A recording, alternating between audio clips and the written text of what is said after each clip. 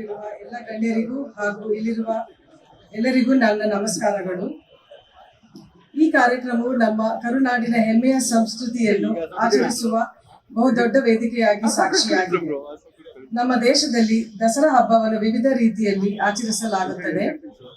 ಹಾಗೆಯೇ ದಸರಾ ಹಬ್ಬಕ್ಕೆ ವಿಶೇಷವಾಗಿ ಕರ್ನಾಟಕ ಹಾಗೂ ಮೈಸೂರು ಎರಡಕ್ಕೂ ಅದರದ್ದೇ ಆದ ಇತಿಹಾಸ ಮತ್ತು ಬಾಂಧವ್ಯ ಹೊಂದಿದೆ. ಇದು ನಮ್ಮ ನಾಡು, ನಮ್ಮ ಹಬ್ಬ. ಇದನ್ನು ಹೆಮ್ಮೆಯಿಂದ ಆಚರಿಸೋಣ. ಈ ಹಬ್ಬವು ಶ್ರದ್ಧೆ, ಭಕ್ತಿ, ಧೈರ್ಯವನ್ನು ಸೂಚಿಸುತ್ತದೆ ಮತ್ತು ಕೆಟ್ಟದರ ಮೇಲೆ ಒಳ್ಳೆಯ ಆಲೋಚನೆಯ ವಿಜಯವನ್ನು ಸಂಕೇತಿಸುತ್ತದೆ. ಇಂದಿನ ನಮ್ಮ ಯುವಕರು ನಾಳಿನ ಸಮಾಜವನ್ನು ಮುನ್ನಡೆಸುವವರು. ನಮ್ಮ ಸಂಸ್ಕೃತಿ ಮತ್ತು ನಮ್ಮ ಸಮಾಜವನ್ನು ಕಾಪಾಡುವ ಶಕ್ತಿ ಅವರಲ್ಲಿದೆ ಎಂಬುದು ನನ್ನ ಅಭಿಪ್ರಾಯವಿದೆ. ಇಂದಿನ ಕಾರ್ಯಕ್ರಮವು ಎಲ್ಲರಿಗೂ ಸಂತೋಷವನ್ನು ಉಂಟು ಮಾಡಲಿ. ಮತ್ತೊಮ್ಮೆ ಎಲ್ಲರಿಗೂ ದಸರಾ ಹಬ್ಬದ ಶುಭಾಶಯಗಳು. ಜೈ ಹಿಂದ್, ಜೈ ಕರ್ನಾಟಕ.